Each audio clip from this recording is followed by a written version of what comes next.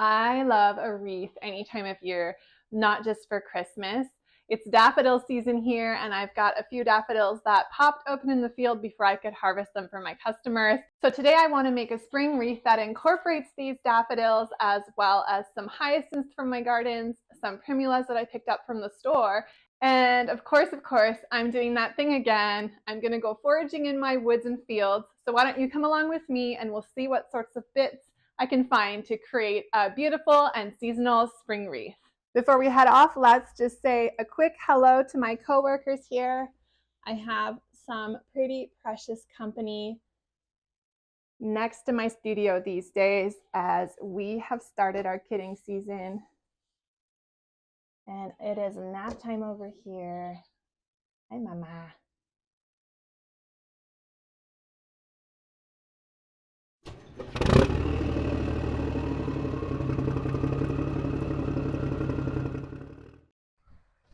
My vision for this wreath is that I want it to be a living wreath that incorporates growing plants as well as cut flowers. I'm gonna grab some of this periwinkle that grows here. The flowering parts are going to tend to be a bit wilt prone, but the older foliage has a really long vase life. Ideally, I find these nice long pieces. And I'm gonna grab some of this shrub. This is one of our first native shrubs to green up and flower in the spring. This is Omlaria. This is a native as well. This is foam flower.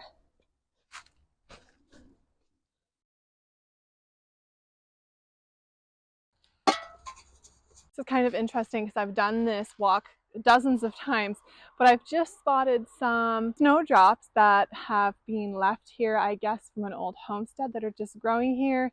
So I'm going to try digging them up with the bulbs because the flowers themselves have a pretty short vase life, but I'd love to get some of that foliage and bulbs into my wreath as well. All right, I'm back in the studio, which is good because it has started to rain. I have assembled a grapevine wreath. It is about 19 inches in diameter. And what I'm going to do first is I'm going to tie on chunks of this fairly thick curly willow, just to add a little bit more framework for the things that I'm going to be putting into the wreath. One of my goals for this wreath is that it's fully compostable. So I'm reusing some old jute here to fasten this on. So we'll see how it is for strength.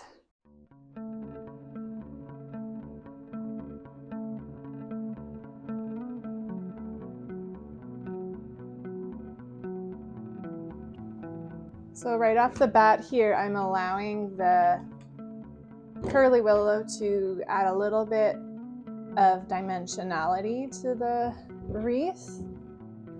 I'm not going to edit it too much just now. I can always do that later.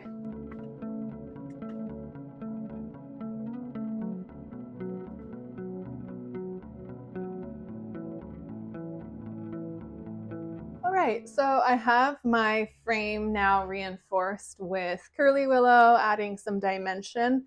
The first thing that I'm going to do is grab my primulas and find spots for those because there are natural spots now in the frame that can hold larger items.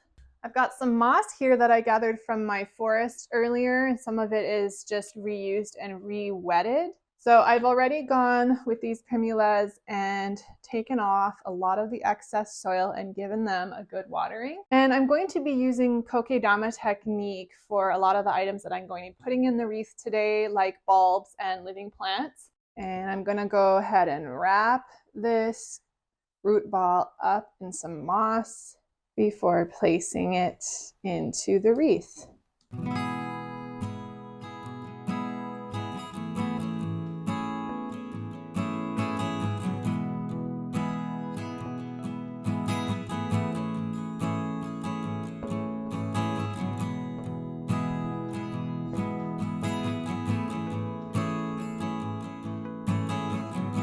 right, primulas are in and they're not falling out, so that is good. Next, I have an assortment of bulbs and growing plants to place in. I have some hyacinths, those charming little snowdrops, and little clusters of this native plant.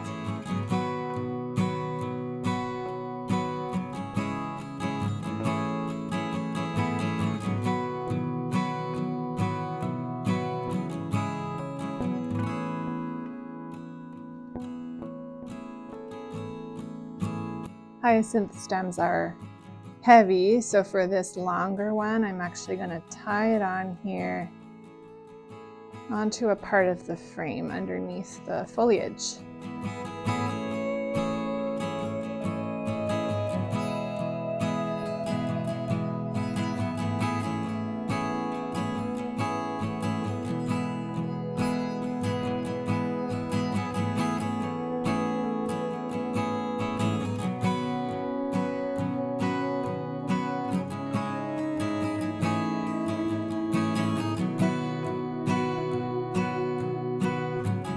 So this is what we have so far. I have one more group of living plants to add, which are the foam flowers. So I'm going to be adding those in next, and then I will be moving on to the fresh cuts.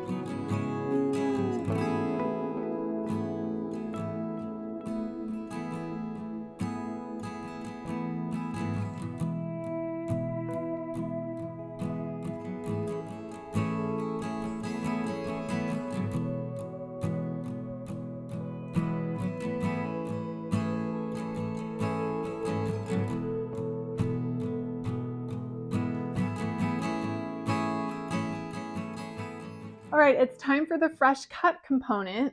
So some of the fresh cuts that I'll be adding, for example, some of the foliages are long lasting and they don't need a source of water other than the moss that is already in place. So I'll be inserting those stems into the mossy clumps that I already have going on in this wreath. And for the more perishable cuts like the daffodils, I'll be using these water tubes. These are just little plastic water tubes with a rubber top.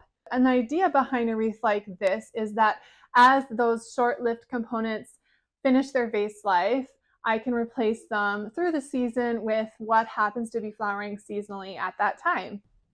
I'll be tucking these water tubes in behind objects on the wreath to hide them, but if I need to, I can also just cover them with a little bit of moss.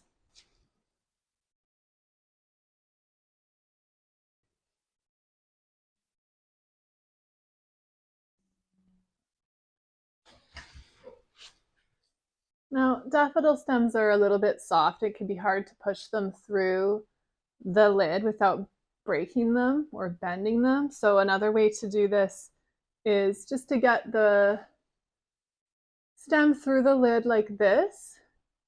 Now I can pull the lid along and insert it this way without causing any damage.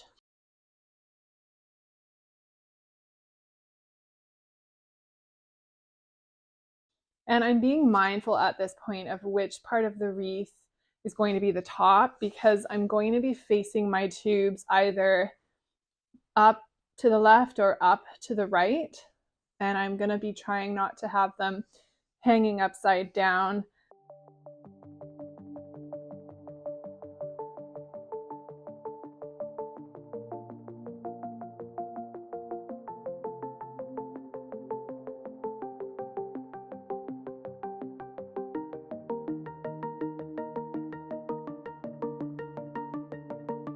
And the periwinkle, which is really fun. You can get really creative with these long pieces, weaving them in or letting them drape naturally.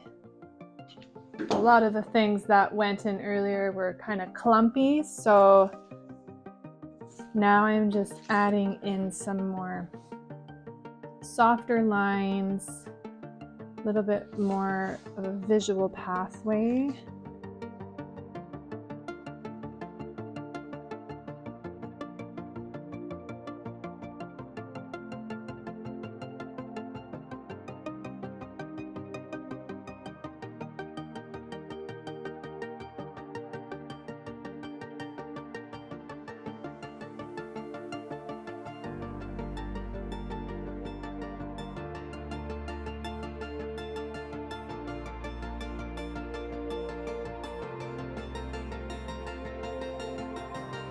And what about some lovely dried fireweed?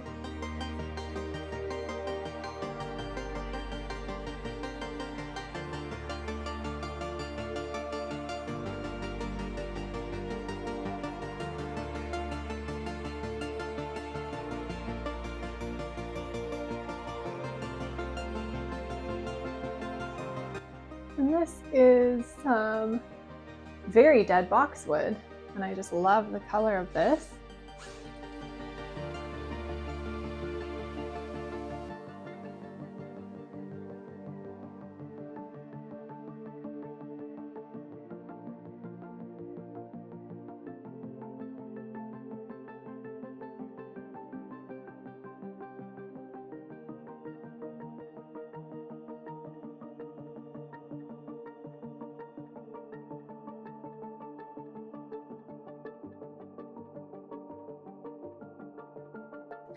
All right, she's all done.